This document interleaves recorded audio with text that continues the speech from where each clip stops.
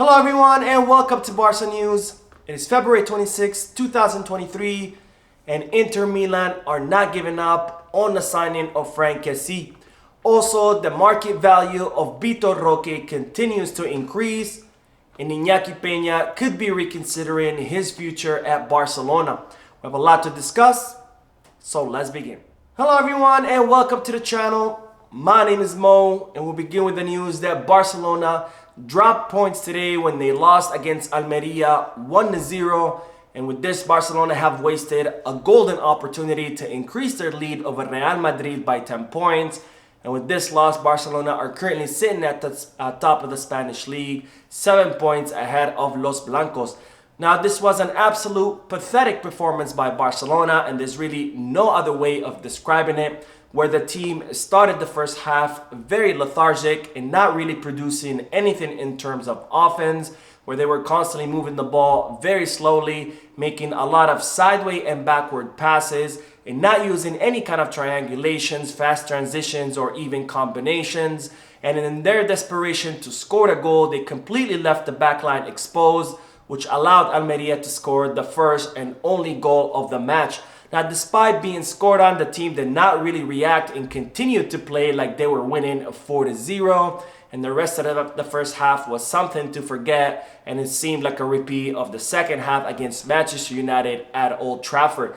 Now, during halftime, Xavi did make some tactical adjustments where he switched from a 4-4-2 formation to a 4-3-3 formation and brought in Rafinha instead of Franck Kessie to make the team more offensive.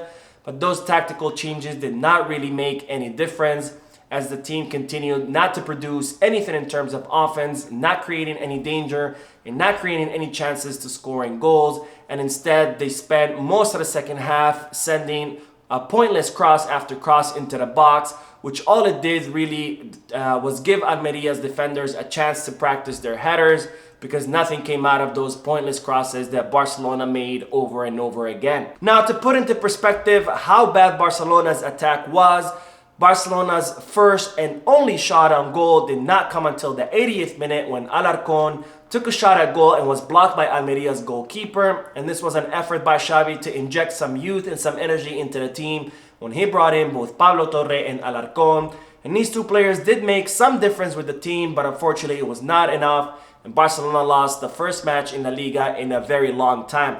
Now, I personally am not surprised that Barcelona have dropped points, because I've been saying this for quite some time, and it's that Barcelona are very lacking in their attack, where they're not really generating any chances to score goals or any danger.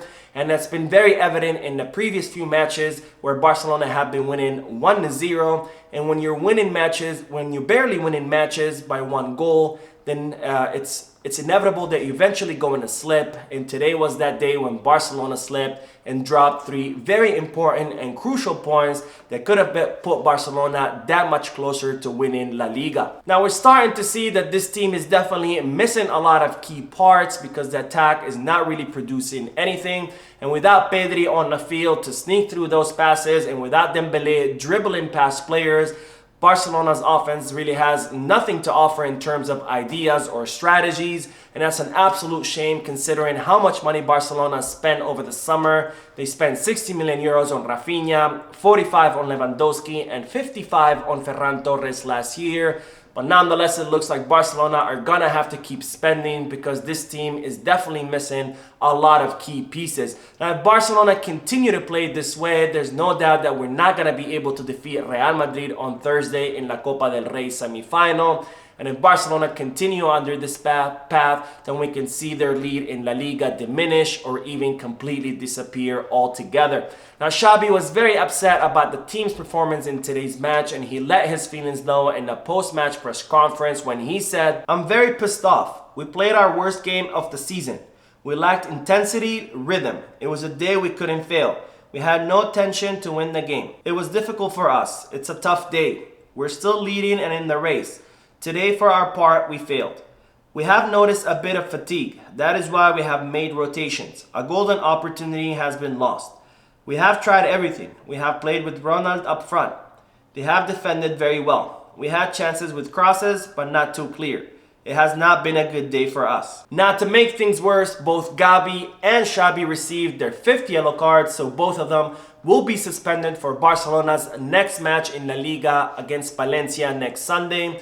So Barcelona will be down Pedri, Gabi, Dembele, and Xabi will not be able to be on the sidelines in order to coach his team. Now, Rafinha started the match on the bench and he was not brought in until the second half. And it's now being revealed why Rafinha wasn't able to start. And it seems that in the match against Manchester United at Old Trafford, when Rafinha was subbed out, he got so upset that he started kicking a box full of drinking fluids for the players very violently and repeatedly, and he kicked that box so many times and so violently that he ended up injuring his knee. So he wasn't 100% physically fit, and that is why he was unable to start today's match. Now, in my opinion, that's absolutely stupid.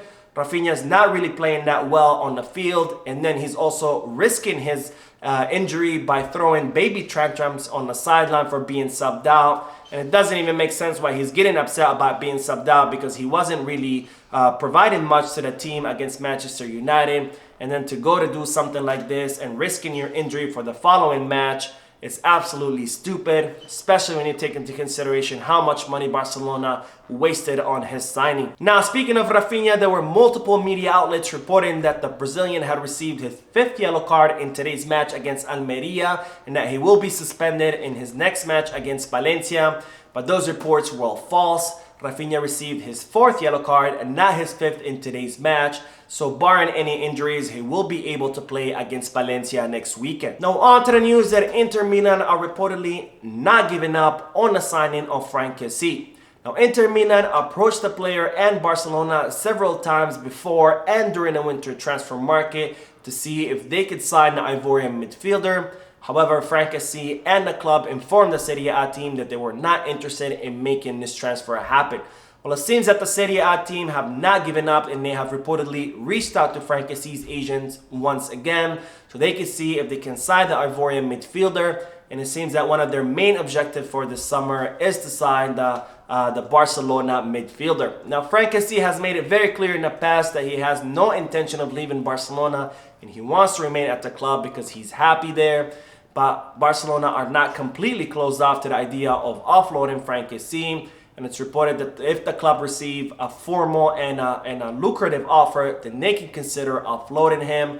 But again, this doesn't mean that that would be a final decision. That's just something that Barcelona would consider given the difficult financial situation that the club are going through and where they have to consider every lucrative offer that they receive for any player that are not amongst the untransferable players, and Franck Kessie is not on that list. Now, speaking of signings, it's reported that Vitor Roque's value continues to climb on the transfer market and his price has increased to 17 million euros. Now, in Brazil, Atlético Paranaense are looking to cash in on the increased value of their Brazilian star, and it's reported that Atlético Paranaense are looking to sell the player for around 40 million euros. Now, Barcelona are not willing to pay 40 million euros for Vitor Roque, so they are going to continue trying to negotiate and bring that price down. But it seems that Atlético Paranaense for now are not willing to go under the 40 million euro mark. They are open to arrange a payment plan with Barcelona, but so far they're not willing to decrease that price. So if Barcelona cannot convince the Brazilian club to reduce their asking price, that they're most likely gonna have to pass on the signing of Vitor Roque. Now, on to the news that Iñaki Peña could be reconsidering his future at Barcelona. Now, Iñaki Peña's contract will expire at the end of the season, and Barcelona were looking to extend it until 2026 because they consider Iñaki Peña as the future goalkeeper of the club. Now, it was previously reported by the club that they had finalized all the negotiations with the goalkeeper for his contract renewal. However, Barcelona were not able to make this contract renewal official due to the restrictions imposed on them by the financial fair play rules. Well, now it seems that Iñaki Peña could be reconsidering signing that contract renewal because even though he does want to stay in Barcelona, given what has happened in the past few weeks or months, he's now rethinking his future because Iñaki Peña was supposed to be the goalkeeper for Copa del Rey. But nonetheless, Xavi decided not to use him in the quarterfinals, and he also decided not to use him against Real Betis in the Spanish Super Cup. And given that lack of trust of the Spaniard coach and Iñaki Peña, it seems that the player could be reconsidering staying at Barcelona. Now, the Turkish club Galatasaray are very interested in signing Iñaki Peña because he spent some time there on loan last season where he did pretty well. But it's also reported that there are several teams in La Liga who would also be interested in the services of the Barcelona second goalkeeper. Now, we will end today's video with two brief updates. The first one is that Dembele's boyhood club, Evreux, have thanked him publicly because it seems that they were in a very deep financial crisis. And it seems that Dembele made a substantial donation to the club in order to help them pay their debts.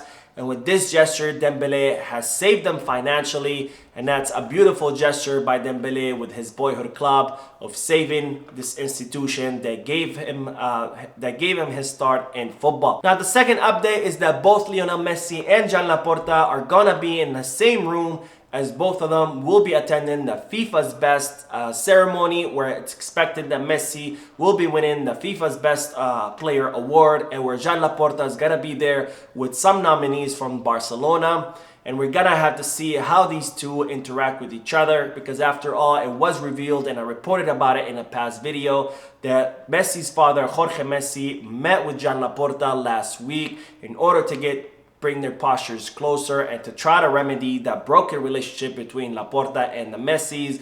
So we're gonna have to see whether these two will talk to each other or will approach each other during the ceremony, and that will be a good indication about whether the relationship between them are starting to thaw. So that is it for today. I hope you enjoyed the video. If you did, please give me a like. Also, I would like to invite all of you to please leave a comment down below, giving me all your thoughts and opinions about all the news that I share with you. Finally, I would like to invite all of you to please subscribe to the channel so you can stay current on all the latest news regards to our beloved club, FC Barcelona. Thank you for watching. I will see you in the next video. And as always, be Barça.